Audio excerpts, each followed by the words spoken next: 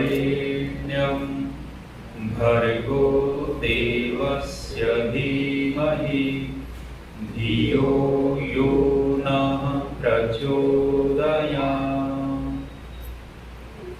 अग्निना रयिमस्नवत् पोषमेव दिवे दिवे यशसं वीरवत्तमम् यशसं वीरवत्तमम्। ओम शांति शांति शांति।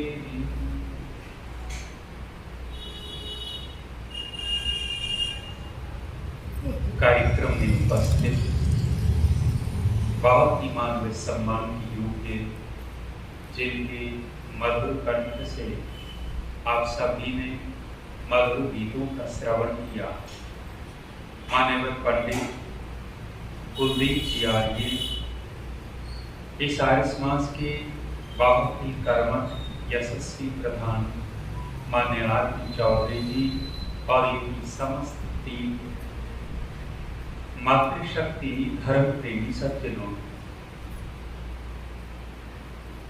एक राजा ने अंगूर की बेल लगा रखी थी।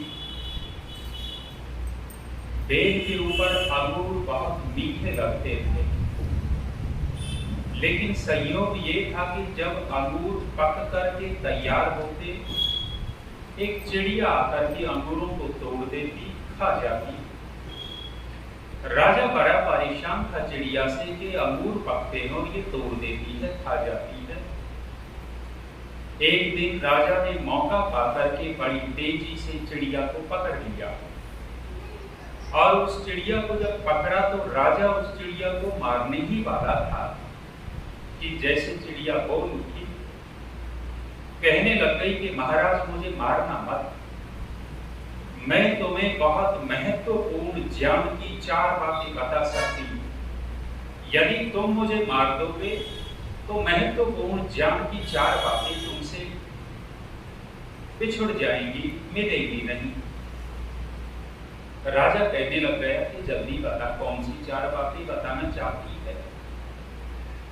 चिड़िया ने कहा कि महाराज पहली बात तो ये है कि कभी हाथ आए शत्रु को तुम छोड़ना मत। कोई शत्रु तुम्हारे हाथ लग जाता है, उसको छोड़ना मत। राजा पूछता है दूसरी बात। चिड़िया कहती है कि महाराज दूसरी बात ये है कि कभी असंभव बातों के ऊपर विश्वास मत करना। राजा कहता है तीसरी बात और बता। चिड़िया कहने लग गई कि महाराज तीसरी बात ये है कि बीती बातों के ऊपर शोक मत करना। 3 बात जब पूरी हो गई तो राजा उतावलेपन में था, कहने लग गया कि चौथी बात बता दे। चिड़िया कहने लग गई कि हाथ में दबाए बैठा है, दम घूट दिया है, थोड़ा ढीला छोड़ तब बताऊंगी। राजा ने थोड़ा हाथ ढीला किया और जैसे ही हाथ ढीला हुआ, चिड़िया राजा के हाथ से फुर से निकल करके डाली पर बैठ गई। जब चिड़िया राजा के हाथ से छूट गई, ऊपर डाली पर बैठी है, तो राजा ने कहा कि हाथ से छूट तो गई है, चौथी बात भी बता दे।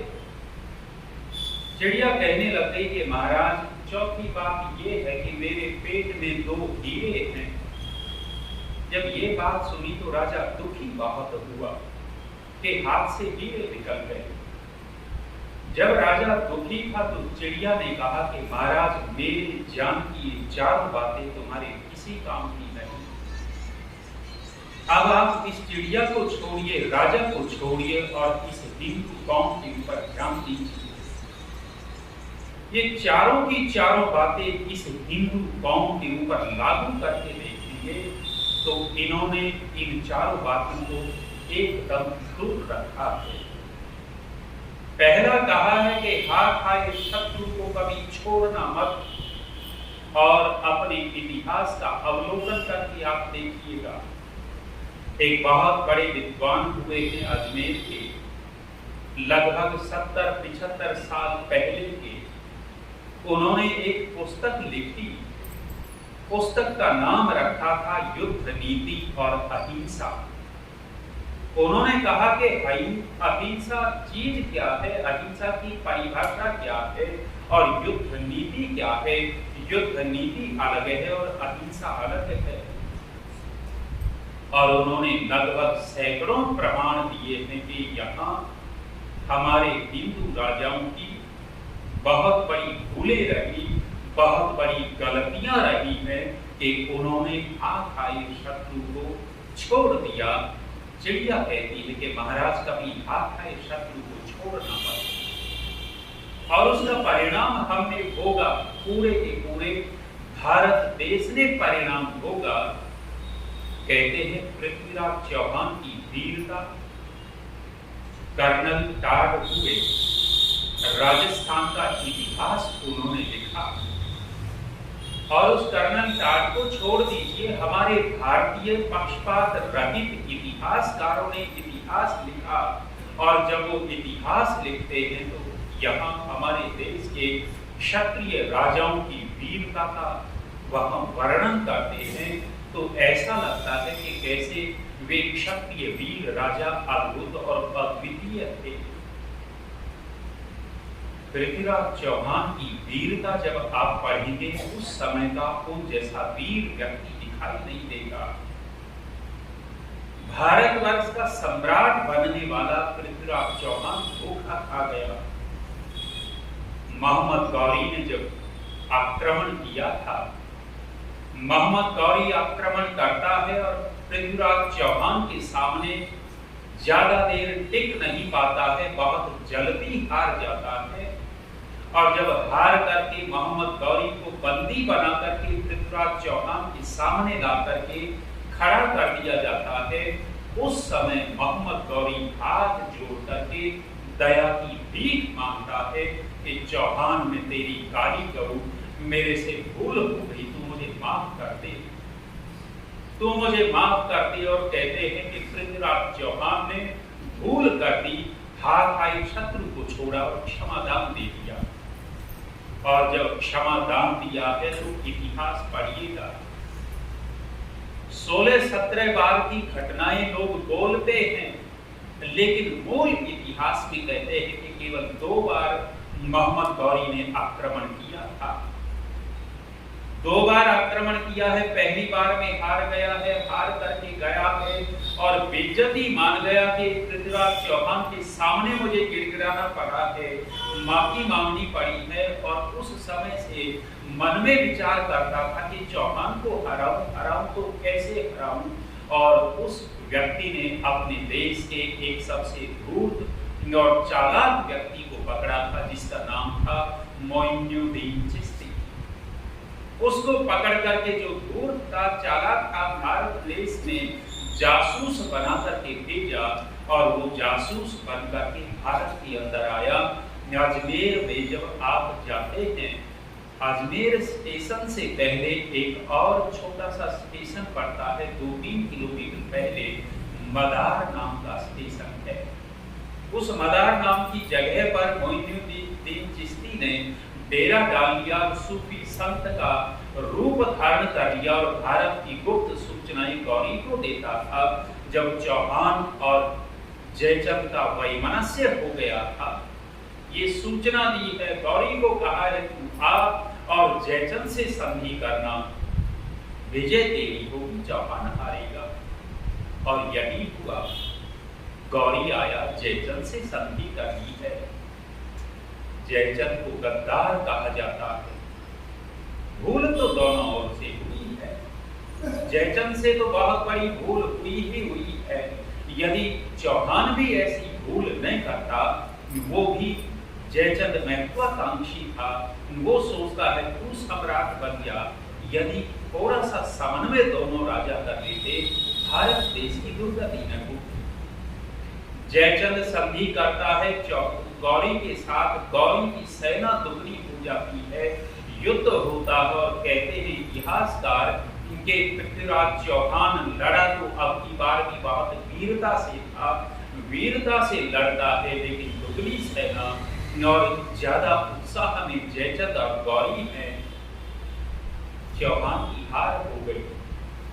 चौहान की हार हुई, कहते हैं बंदी बना करके पृथ्वीराज चौहान को गौरी के सामने लाया गया।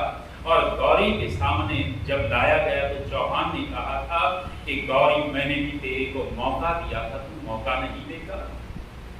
उस समय गौरी कहता है कि चौहान, मैं तेरे जैसा मूर्ख नहीं हूं कि हाथ आई शत्रु को ऐसे ही छोड़ दूं। उस समय गौरी ने दो सर के लाल लाल लोहे के गर्म करके पृथ्वीराज चौहान की आंखें फोड़ दी थी और कहते हैं ले जाकर के वहां अफगानिस्तान हत्या कर दी थी, कब्र में दबा दिया था। ये क्यों हुआ? इसलिए हुआ कि हाथ आए शत्रु को छोड़ते चले गए। चिड़िया कहती है कि महाराज, तुम ज्ञान की 4 बातें सुनने में उतावले थे, लेकिन लागू करने में उतावले नहीं थे। जो राजा अपने देश के लिए हितकारी होगा वह राजा निश्चित रूप से हाथ आए शत्रु को छोड़ेगा नहीं। और ये योग्यता यदि आज वर्तमान में आपको और हमको दिखाई देती है तो आपके इस उत्तर प्रदेश के राजा के अंदर दिखाई देती है, आदित्यनाथ योगी के अंदर ये योग्यता दिखती है कि हाथ आए शत्रु को छोड़ता नहीं है। और ऐसा ही राजा कल्याणकारी होता है, ऐसा ही राजा प्रजा की रक्षा कर सकता है, देश राष्ट्र को सुरक्षित कर सकता है। और यदि हाथ आए शत्रु को छोड़ने वाले राजा होंगे वे देश को संकट में डालते हैं। इतिहास की बातें नहीं करेंगे। दूसरी बात चिड़िया ने कही थी कि महाराज, असंभव बातों के ऊपर विश्वास मत करना। अब हम और आप विचार करके देखें, आज दुनिया के अंदर असंभव बातों के ऊपर विश्वास ज्यादा से ज्यादा कर रहे हैं या नहीं कर रहे, दूसरों को छोड़ दीजिए, फिर हिंदू कौम के ऊपर आके ये हिंदू कौम कैसे कैसे असंभव बातों के ऊपर विश्वास करती है। आज वर्तमान में ये तो थोड़ा थोड़ा पर्दाफाश हो रहा है कि धर्मांतरण हो रहा है, धर्मांतरण करने वाले पकड़े जा रहे हैं, अन्यथा कितने वर्षों से हो रहा था ये। और उसका मूल कारण क्या है? मूल कारण है असंभव बातों के ऊपर विश्वास करना। उड़ीसा के अंदर ईसाई मिशनरी गरीब बस्तियों में, गरीब गांव के लोगों में जाती है, वहां जाकर के वो नाटक खेलते हैं, श्री कृष्ण का और ईसा मसीह का नाटक करते हैं। वो दिखाते हैं कि तुम श्री कृष्ण को भगवान मानते हो, तुम्हारा भगवान क्या करता है। कहीं गोपियों के कपड़े चुराता दिखाते हैं, कहीं कुब्जा के साथ समागम करता दिखाते हैं, कहीं राधा के साथ रासलीला रचाता हुआ दिखाते हैं, कहीं गुजरी जा रही है उनकी मटकियां तोड़ते हुए दिखाते हैं, कहते हैं कि देखो तुम्हारा भगवान क्या करता है। दूसरी तरफ ईसा मसीह का नाटक दिखाते हैं कि कोई बहुत रोगी व्यक्ति तड़पता हुआ जा रहा है और ईसा मसीह उसके सिर के ऊपर हाथ रख देते हैं और रोगी व्यक्ति बिल्कुल स्वस्थ हो जाता है। ऐ ईसा पुत्र, हम तेरे हुए नाटक दिखाते हैं। और इस नाटक का प्रभाव क्या होता है? भोली भाली हिंदू जनता अपने धर्म को छोड़ करके ईसाई संप्रदाय को अपना लेती है। क्या कोई किसी के अंदर ऐसा जादू है कि हाथ रख दे और आदमी का रोग चला जाए? असंभव बातों के ऊपर विश्वास करने से निश्चित रूप से पतन ही पतन होता है। वर्तमान के अंदर ये जितने बाबे लोग हैं सारे के सारे असंभव बातों को फैलाते हैं और लोग विश्वास करते हैं पतन की ओर जाएंगे। हाँ, एक संगठन केवल और केवल आर्य समाज ऐसा है जो इनका निवारण करता है। बिहार में गुरुकुल चलता है, मधुबनी जिला में जरैन गांव है, वहां ईसाई महिला प्रचार करने के लिए आई हुई थी। और जब ईसाई महिला प्रचार करने आई थी, ईसा मसीह की मूर्ति लिए हुए थी और श्री रामचंद्र जी की मूर्ति लिए थी। रामचंद्र जी की मूर्ति जो थी वो पत्थर की थी, ईसा मसीह की मूर्ति लकड़ी की थी।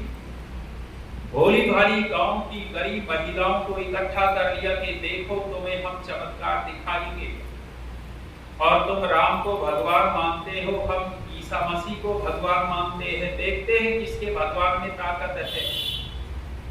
पानी का एक टब मंगवा लिया और कहने लग गई कि जिसके भगवान में ताकत है वो तैरेगा और जिसका भगवान कमजोर है वो डूबेगा। एक जैसा पेंट वेंट करके दिख रहा है कि मूर्तियां तो एक जैसी है। भोली भाली गांव की महिलाएं देख रही हैं। उस ईसाई महिला ने पहले राम की मूर्ति छोड़ी, राम की मूर्ति पत्थर की थी, पानी के नीचे डूब गई। पानी के नीचे डूबी, कहने लग गए कि देख लो तुम इसको भगवान मानते हो, ये खुद ही डूब गया, तुम्हें भी डूबेगा, तुम्हें कैसे तैरा देगा। फिर उन्होंने ईसा मसीह की मूर्ति ली, वो लकड़ी की थी, पानी में डाली, तैरने लग गई। भोली भाली महिलाएं सोचने लग गई कि बात तो ठीक कहती है, इनके भगवान में ज्यादा ताकत है, तैरती है। वहां गुरुकुल के आचार्य हैं सुशील जी जा रहे थे, उन्होंने देख लिया कि बात क्या है, मामला क्या है। तत्काल भाग गए, और भाग गए तो आर्य समाज पर्दाफाश करता है, भ्रांति निवारण करता है, असंभव बातों के ऊपर विश्वास नहीं करता। देखा कि भोली भाली महिलाओं को बहकाती है। पास में जाकर के कहने लग गए कि ये ठीक कहती है कि भगवान की परीक्षा होनी चाहिए, जिसके भगवान में ताकत उसी को मानना चाहिए। इसने जल परीक्षा की है, हमारे इतिहास में अग्नि परीक्षा लिखी हुई है। हम अग्नि परीक्षा करके देखेंगे कि किसके भगवान में ताकत है। जब अग्नि परीक्षा की बात आई तो ईसाई महिला अपनी ईसा मसीह को बगल में दबा छुपाए, आग जलाई गई। भोली भाली महिलाओं का वो भ्रांति निवारण करना था, आग जलाई गई तो पहले राम की ही मूर्ति डाली कि हम राम की ही परीक्षा लेंगे। आग के अंदर पत्थर की मूर्ति का क्या बिगड़ना था, कुछ नहीं हुआ। और ईसा मसीह की मूर्ति डाली तो लकड़ी की मूर्ति थी, तत्काल राख हो गई। सज्जनों माताओं, असंभव बातों के ऊपर विश्वास करेंगे, पतन की ओर जाएंगे। ऐसे हिंदू कौम ने बहुत असंभव बातों के ऊपर विश्वास किया। लगभग 20 या 25 साल हो गए होंगे। एक फैली थी पूरे देश भर में, वो फैल गई बात कि गणेश जी दूध पी रहे, गणेश जी दूध पी रहे। और उस दिन छोटे छोटे बच्चों को दूध नहीं मिला था। सारा दूध कहाँ बिखेर दिया? मुसलमानों ने दूध पिलाया था या हिंदुओं ने?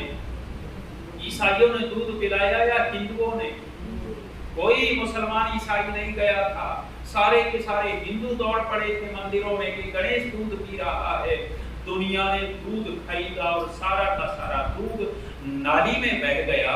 हमारे आर्य समाज के लोग कहते हैं कि आदमी यदि 2 लीटर दूध पी लेवे, पानी पी लेवे, तो 2-1 घंटे के बाद तो उठ करके जाएगा निवृत्त होने के लिए। लघु शंका लगेगी क्योंकि पेय पदार्थ किया है। और गणेश जी पूरी दुनिया का दूध पी गए और वहीं के वहीं बैठे हैं। उसी दिन टीवी के अंदर दिखाया था कि सारा झूठ है। जब पानी चम्मच में आप ले लीजिए, पानी की एक झिल्ली बनती है, एक आवरण बनता है उसका। आप थोड़ा सा चम्मच को झुका देंगे तो पानी गिरता नहीं है, लेकिन उस पानी की झिल्ली को आप तोड़ देंगे, पूरी चम्मच झुकाने की जरूरत नहीं है, थोड़ी सी चम्मच झुकी होगी, वो झिल्ली टूटी और सारा का सारा पानी चम्मच से बाहर चला जाएगा। ऐसे ही उस दिन हुआ था कि वो जो चम्मच से पात्र से पिलाते थे तो पत्थर से लगते ही वो झिल्ली टूट जाती थी, आवरण टूटता था और सारा दूध बह करके नीचे चला जाता था। लोग कहते हैं कि गणेश दूध पी गया। असंभव बातों के ऊपर विश्वास करने से पतन होता है, उन्नति नहीं होती। तीसरी बात कहते हैं, बीती हुई बातों के ऊपर शोक नहीं करना चाहिए। ये बड़ी महत्वपूर्ण बात है। और आप गृहस्थी लोग बैठे हो, गृहस्थ के अंदर इस सूत्र को बहुत अच्छे से लागू करना चाहिए। गृहस्थी, गृहस्थी की परिभाषा क्या है जानते हो? गृहस्थी किसको कहे? मैं तो गृहस्थी हूं नहीं। मेरे से पूछोगे कि आचार्य की परिभाषा क्या, ब्रह्मचारी की क्या, हम बता देंगे, लेकिन आप गृहस्थी हो, गृहस्थी की परिभाषा क्या? आज विडंबना ये है कि गृहस्थी बने हुए गृहस्थी की परिभाषा नहीं जानते। एक पागल व्यक्ति ने लगभग 30 साल पहले परिभाषा की थी, और पागल व्यक्ति ने जब हमारे सामने वो परिभाषा की, मुझे लगा कि आज वर्तमान ये परिभाषा सटीक बैठती है। गृहस्थ, गृहस्थी की परिभाषा उसने की, जिसकी हस्ती गिर चुकी वो गृहस्थी, जिसकी हस्ती गिर चुकी वो गृहस्थी, परिभाषा उसने की। लेकिन ऋषि लोग क्या परिभाषा करते हैं? यजुर्वेद के अंदर 3 अध्याय में आता है, गृहा म विहित म वेवध्वम ऊर्जम बिभ्रतयेमसि। तुम गृहस्थ से डरो मत और गृहस्थ से कांपो मत। मतलब क्या निकला कि कहीं न कहीं गृहस्थ डराने और तपाने वाली चीज है। प्रचार में मैं आया हुआ था हरियाणा में, रेवाड़ी रेलवे स्टेशन पर मुझे ट्रेन पकड़नी थी। एक युवक मुझे छोड़ने के लिए आया।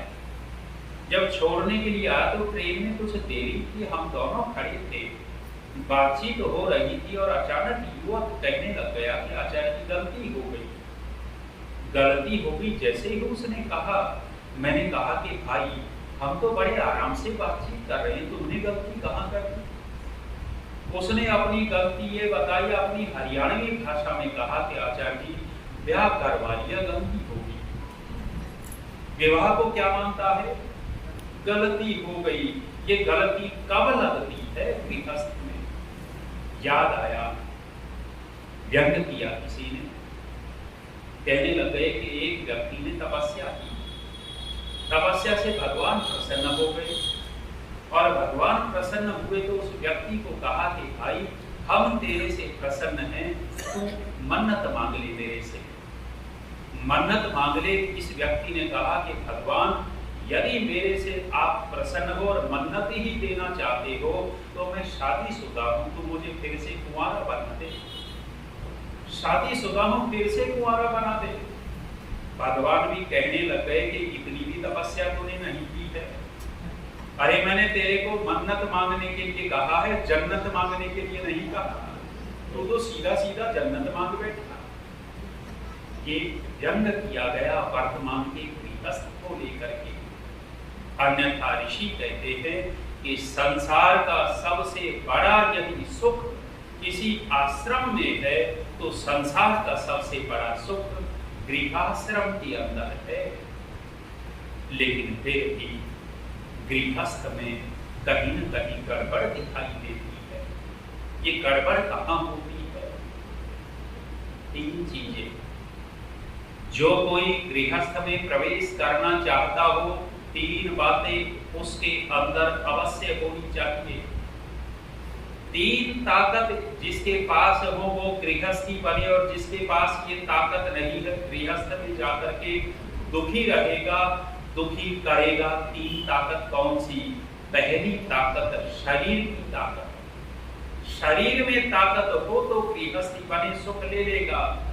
शरीर की ताकत के बाद कहा है बुद्धि की ताकत। यदि बुद्धि दिमागदार होगा गृहस्थ में सुख लेगा। और तीसरी ताकत कही है आत्मा की ताकत, क्योंकि गृहस्थ में मिलना और बिछुड़ना भी होता रहता है, दुख भी आ पड़ते हैं, और इस दुख को सहन कौन कर सकता है? जिसके पास आत्मिक ताकत होगी वो सहन कर सकता है। बुद्धि की ताकत अधिक महत्वपूर्ण हो गई। जब व्यक्ति गृहस्थ में रहता है परस्पर विचार पूर्वक कार्य करने होते हैं, योजना पूर्वक निर्माण करना होता है। महर्षि स्वामी दयानंद जी गृहस्थ के लिए क्या लिखते हैं। छोटी सी पुस्तक ऋषि दयानंद जी की है, आर्य उद्देश्य रत्नमाला। 100 रत्न महर्षि ने वहां लिखे हैं। अपने छोटे छोटे बच्चों को यदि आप कुछ याद करवाना चाहते हैं, ऋषि दयानंद जी के वे 100 रत्न अपने बच्चों को याद करवाइए। जीवन भर आपके बच्चे भटकेंगे नहीं और किसी के बहकावे में नहीं आएंगे। उतनी ताकत उन 100 रत्नों के अंदर है। वहां महर्षि गृहस्थ के विषय में कहते हैं कि गृहस्थ का मतलब क्या। गृहस्थ वो जो उत्तम संतान पैदा करके समाज को दे देवे। गृहस्थी बनने का सबसे महत्वपूर्ण कारण ये है कि उत्तम संतान को पैदा करना। और सज्जनों माताओं, संतान बनती कैसे है, कैसे बनेगी। बीती बातों के ऊपर शोक मत करना। जब बच्चे 20, 22, 25 साल के हो जाते हैं, तब गृहस्थी माँ बाप मिलते हैं और रोते हैं अपनी संतान को लेकर के। बात बीत गई है, अब कहां सुधरेंगे। संतान का निर्माण कैसे, ऋषियों से पूछा। ऋषियों ने कहा कि भाई संतान का निर्माण पूछते हो। मनुष्य का निर्माण, संतान का निर्माण होगा। ग के पास चले जाओ, ग तुम्हें बताएगा कि कैसे निर्माण होता है। लोग ग के पास गए, ग, ख और ग के पास जाकर के कहते हैं कि ग, हमने सुना है तू मनुष्य निर्माण, संतान निर्माण का तरीका जानता है। हाँ भाई, हम जानते, बताइए। ग कहता है मेरे को पकड़ करके 4 शब्द बनाओ। 4 शब्द कौन से। ग गर्भ, ग गोद, ग गृह, ग गुरुकुल और 5वां बनाना चाहो तो ग गुरु। इन 5 से ही संतान का निर्माण, मनुष्य का निर्माण होता है। अन्य कोई विश्वविद्यालय मनुष्य निर्माण का दुनिया में आपको नहीं दिखाई देगा। पहला ग, गर्भ। गर्भ से संतान का निर्माण होता है। आप विचार करके देखिएगा, वर्तमान के अंदर भारत के लोग अपनी संस्कृति को भूले। विदेशी लोगों ने हमारे संस्कारों के ऊपर शोध किया। जो 16 संस्कार हैं उनके ऊपर विदेशी लोग शोध करते हैं, खोज करते हैं कि इनकी संस्कृत भाषा में, इनके शास्त्रों में जो लिखा है क्या ये ठीक लिखा है, वैसे ही लिख गए। और जब विदेशी लोग उसके ऊपर अन्वेषण करते हैं, परीक्षण करते हैं, तो 100 के 100% वो बात ठीक मिलती है। संतान का निर्माण गर्भ से होता है। आप विचार करके देखिएगा, माता जीजाबाई गली से चली जा रही थी। जब माता जीजाबाई गली से चली जा रही थी तो माता जीजाबाई को महसूस हुआ कि कोई तेरे पल्लू को पकड़ करके खींच रहा है, कपड़े को खींच रहा है। माता जीजाबाई मुड़कर के पीछे देखती है, एक भीख निर्लज मुस्लिम लड़का माता जीजाबाई के कपड़े को खींच रहा था। माता जीजाबाई डर गई और झटका दे करके अपने पल्लू को छुड़ाया। पल्लू को छुड़ा करके दौड़ती भागती चली गई। इतनी तेज दौड़ती भागती चली गई, पीछे मुड़ के नहीं देखा, घर में घुस गई। घर जाकर के अपने पिता के सामने रो करके कहती है कि पिताजी, पिताजी, मुझे उस लड़के ने छेड़ा है, आप उसको सबक सिखाओ। और कहते हैं कि कैसी घटना घट गई। उसका बाप कहता है कि मेरी बेटी चुप, जो हो गया सो हो गया, उसको भूल जा, हम कुछ नहीं कर सकते, यवनों का राज है।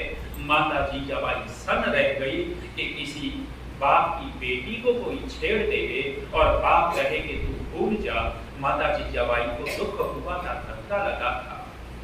और उस समय कहते हैं कईयों के पास गई, निराशा हाथ लगी, दूसरों से तो निराशा हाथ लगी, लेकिन माता जीजाबाई निराश नहीं हुई। उस दिन संकल्प कर बैठी कि मेरी रक्षा करने वाला कोई नहीं है, कोई बात नहीं, मैं अपनी रक्षा करने वाला और इस देश की रक्षा करने वाला पैदा करके दिखाऊंगी।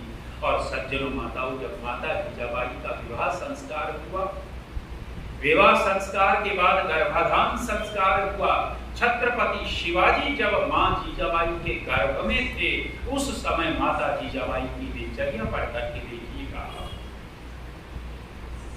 पीछे एक छोटा सा वीडियो क्लिप इसमें देखा। क्या देखा? 8-9 महीने का बच्चा, 8-9 महीने का बच्चा मोबाइल लिए बैठा था। किसी ने उसके हाथ से मोबाइल छीन लिया। जब मोबाइल ले लिया तो बच्चा रोता है। केवल रोता नहीं है, पैर पटक पटक के रोने लग गया, लेट गया, लेट करके रोता है। और उस रोते हुए बच्चे के हाथ में फिर से मोबाइल थमा दिया, जैसे बटन दबा दिया वो तत्काल चुप। ये उस 8-9 महीने के बच्चे के अंदर इस मोबाइल से इतना लगाव क्यों? क्योंकि इसकी माँ भी इसी में फंसी रही हो। जब बच्चा गर्भ में रहा होगा तो इसकी माँ भी इसी में फंसी रही होगी और वो संस्कार किसके अंदर चले गए? बच्चे के अंदर चले गए। और बच्चा यही चाहता है केवल और केवल। गर्भ से संस्कार मिलते हैं।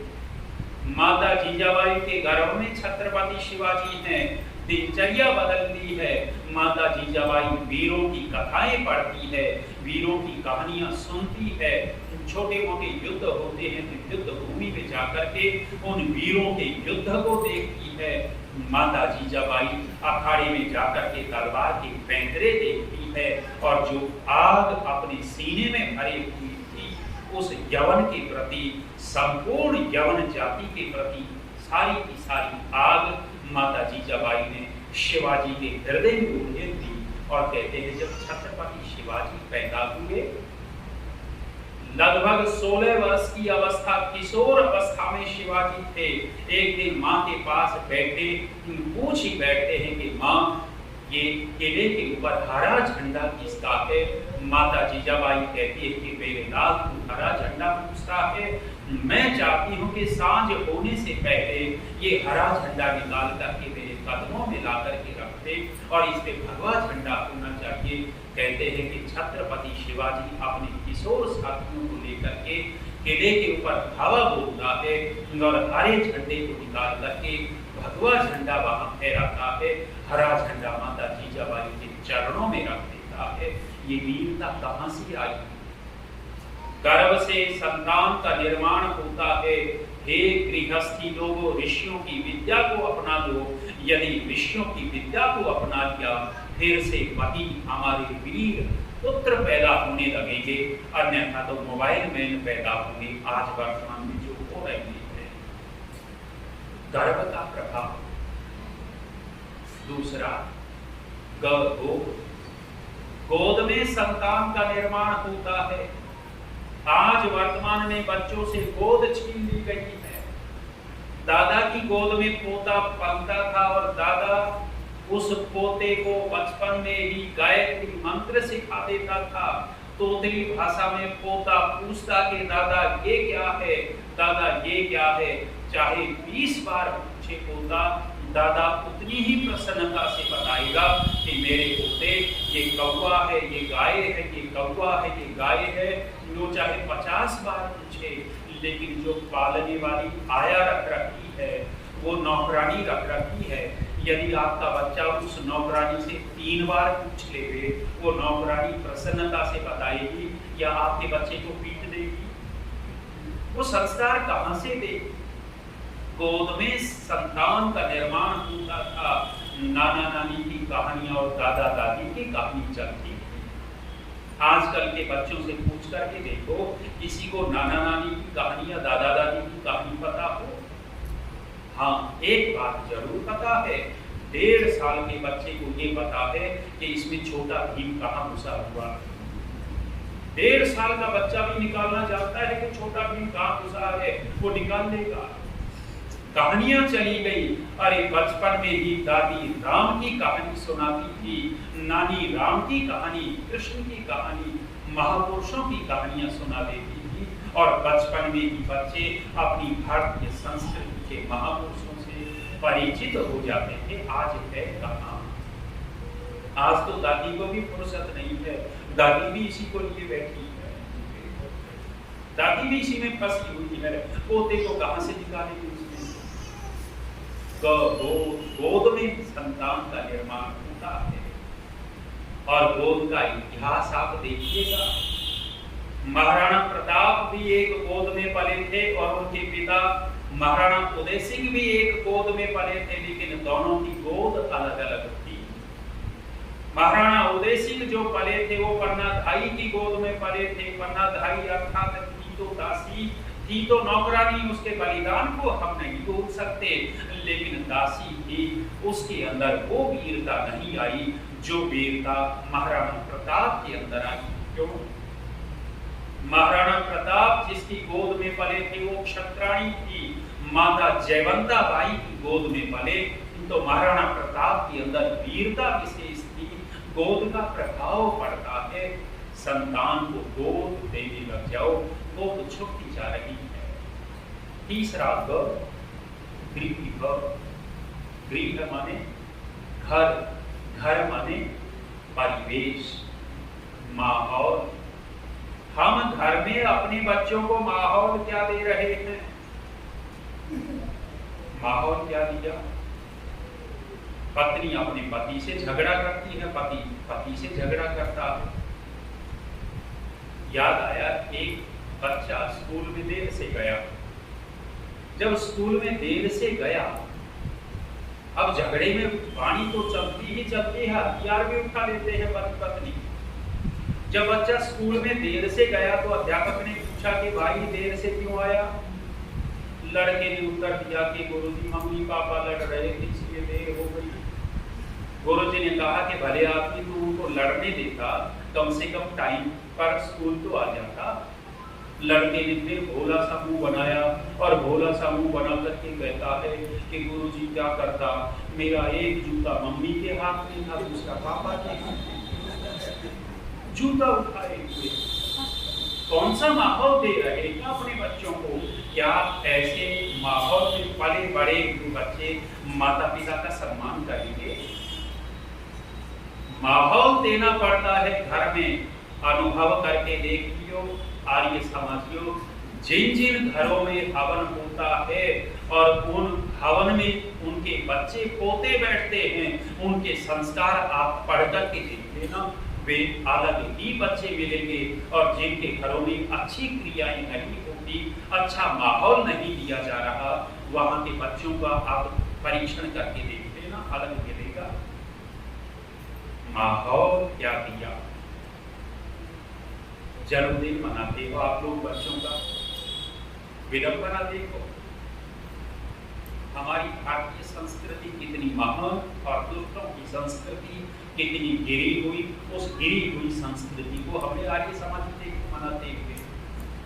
मुझे दिल्ली में आर्य समाज का एक पुरोहित बेटी का जन्मदिन मनाना था, मुझे उन्होंने बुला दिया।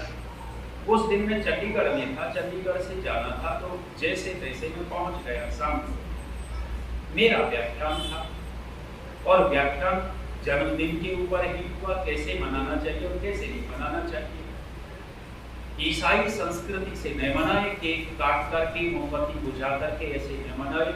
आश्चर्य की बात ये हुई, मैं मन से उतरा कि इतना बड़ा केक पुरोहित जी ने ही रखा था कि आचार्य जी थोड़े आप उधर बैठो, जन्मदिन मनाए थे। मैंने कहा मेरे व्याख्यान के ऊपर यदि इतने अच्छे तरह से पानी फेरा गया हो कहीं, तो यही मेरे व्याख्यान के ऊपर बहुत अच्छी तरह से पानी फेर दिया।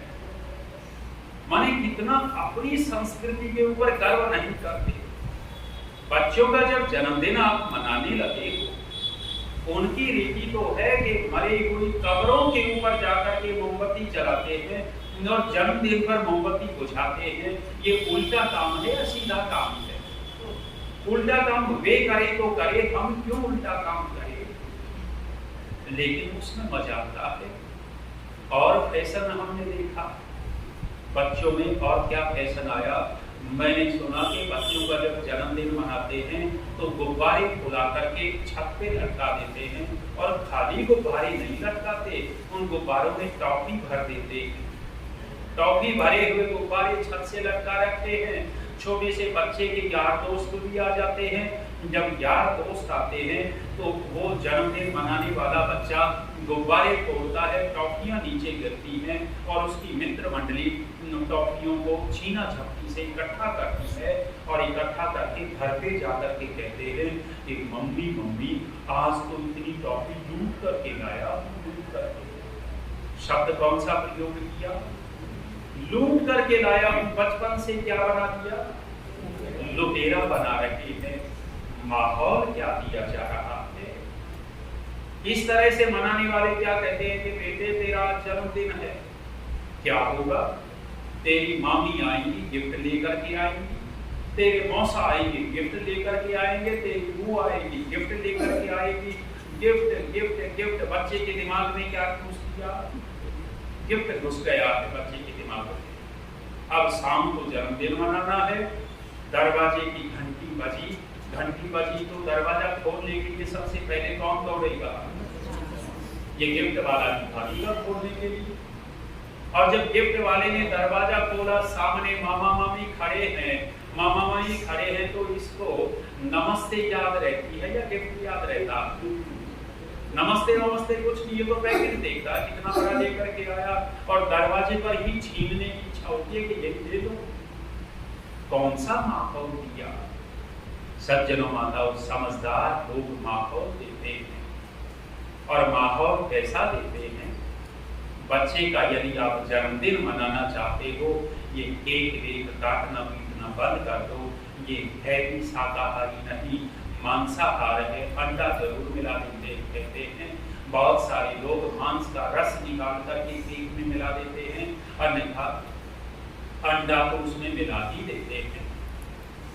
मत करिए ये विपरीत काम, मत मोमबत्तियां बुझवाइए। अभी हमारे एक गुरुकुल चलता है मध्य प्रदेश में, होशंगाबाद। होशंगाबाद में आप लोग जानते हो स्वामी रितस्पति जी और वहाँ के आचार्य सत्य सिंधु जी, उनका जन्मदिन था संयोग से इसी महीने में। उन्होंने जन्मदिन मनाया और मनाते हैं। कैसे मनाते हैं कि जितनी अवस्था स्वामी जी की हो गई 70-75 वर्ष, उतने ही घी के दीपक जलाते हैं पूरे गुरुकुल में। जितने वर्ष के आचार्य सत्य सिंधु जी हो गए, उतने ही घी के दीपक गुरुकुल में सब बिल्डिंग में लगा देते हैं, जलाते हैं। दीपावली जैसा इतना मन को प्रसन्नता देने वाला है कि बच्चे के अंदर संस्कार विशेष जाएगा। जो यदि आपको जन्मदिन मनाना है तो बच्चे को कहो कि हम मनाएंगे। बच्चा उत्सुकता से पूछेगा कैसे मनाएंगे, और आप कहो कि मेरे बेटे तेरे जन्मदिन पर हम सुगंधी फैलाएंगे, तेरे जन्मदिन पर हम प्रकाश करेंगे। और कैसे होगा? हवन करके उसी बच्चे के हाथ से आप आहुति करवाओगे।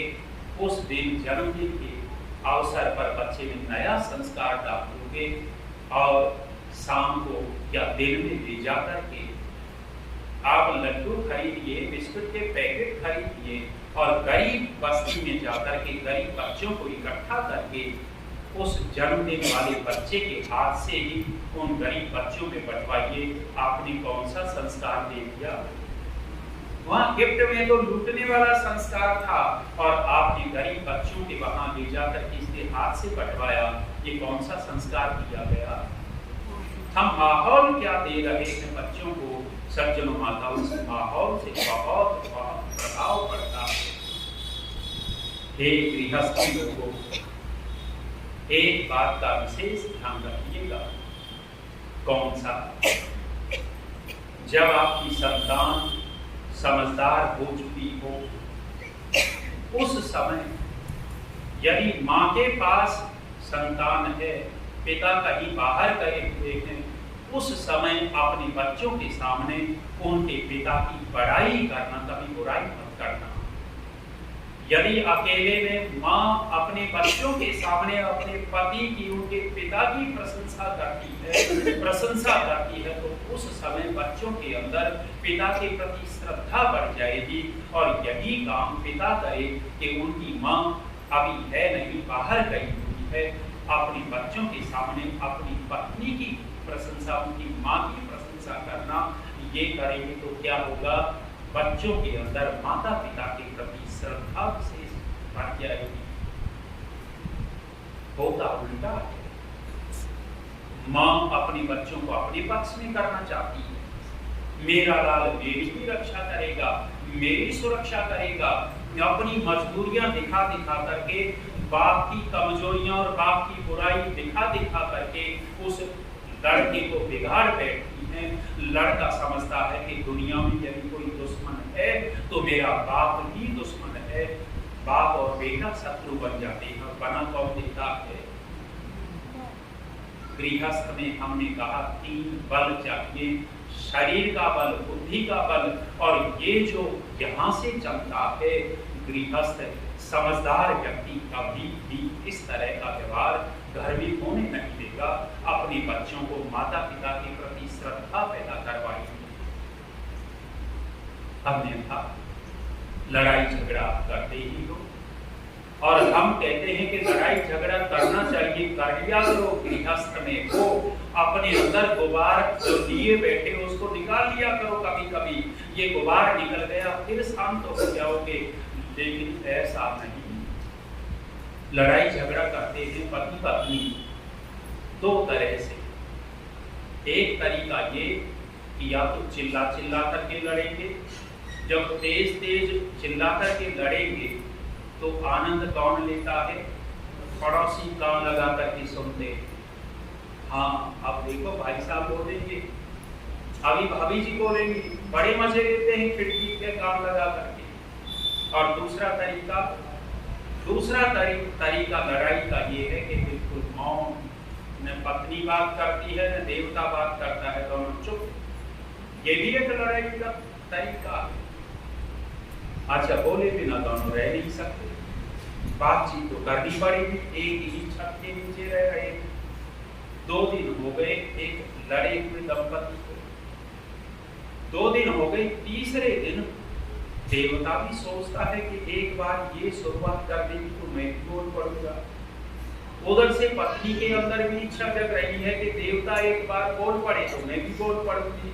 लेकिन दोनों का अहम टकराव है, आपस में बात कोई नहीं कर रहा था। 10 दिन बीत गए बिना बात किए। 10 दिन बीत गए तो कहते हैं कि रात में सो रहे थे और देवता रात में टॉर्च लेकर के सोते थे। अंधेरे में टॉर्च का प्रयोग कर लेते थे।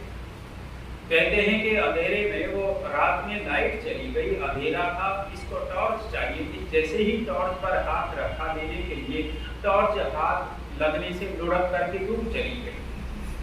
जब दूर चली गई तो ये हाथ मार करके टॉर्च को ढूंढ रहा था। देवी जी की भी आंख खुल गई और महसूस हुआ कि कुछ ढूंढ रहे। देवी जी अपने 10 दिन के मौन को भूल गई, मौन भूल गई और बोल बैठी कि क्या खो गया। जब ये कहा देवी जी ने कि क्या खो गया, देवता भी टॉर्च को भूल गए और बोल बैठे कि देवी जी तेरी आवाज खो गई थी, वो मुझे मिल गई। आवाज खो गई थी, वो मुझे मिल गई। सज्जनों माताओं, लड़ाई का दूसरा तरीका आवाज खो देना। जब आप लड़ लेते हो बोल करके, वो स्थिति फिर भी संभल जाती है। और जब लड़ाई में मौन हो जाते हो, उस समय दोनों देखने लायक होते हैं। अंदर से तनाव रहता है, शांति नहीं मिलती। इसलिए गृहस्थ में लड़ लो भले ही, लेकिन एक होकर के मिल करके प्रेम से रहोगे तो आपकी संतान भी कहेगी, भले ही माताजी पिताजी लड़ लेते हैं लेकिन है बड़ा प्रेम दोनों। मिसाल देंगे आपके बेटा बेटी अपने माँ बाप के, भले ही लड़ लेते हैं लेकिन प्रेम से रहते हैं, संस्कार मिल जाएगा कि माहौल की बात कही। सज्जनों माताओं, संतान का निर्माण गृहस्थ में हो सकता है। कोई बाबाजी संतान का निर्माण नहीं कर सकता, कोई और संतान का निर्माण नहीं कर सकते। और संतान निर्माण के हमने ग देखे, तीसरा ग गृह, चौथा ग गुरुकुल। गुरुकुल में संतान का निर्माण होता था। आज वर्तमान में कॉन्वेंट स्कूल। कॉन्वेंट स्कूल का मतलब जानते हो आप? कॉन्वेंट स्कूलों का मतलब यदि आप जानोगे तो आपको आश्चर्य होगा।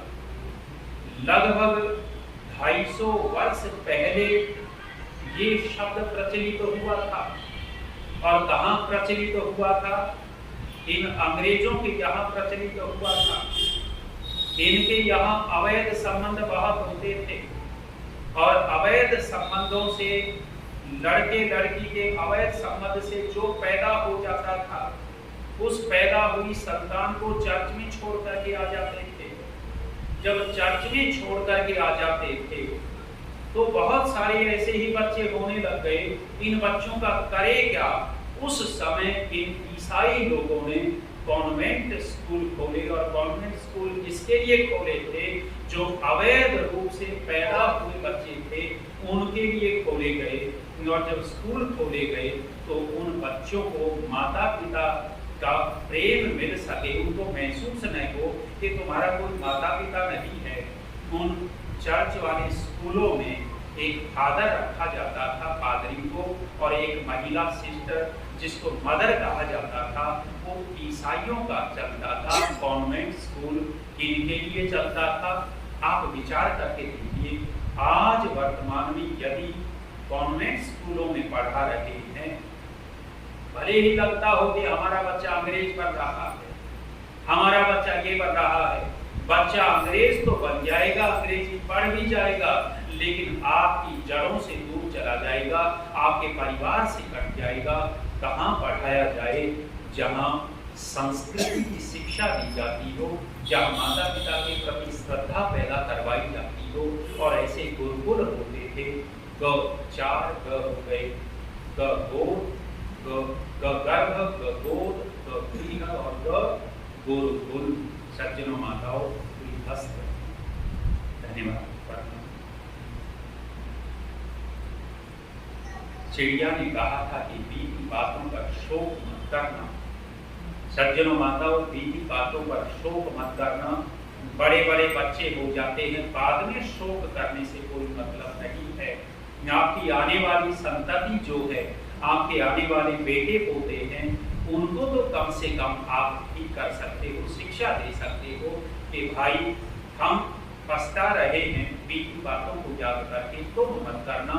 अर्थात जिन्होंने संतान योग्य बनाई वे नहीं पछताते, जिनकी योग्य नहीं बन पाई वे पश्चाताप करते हैं।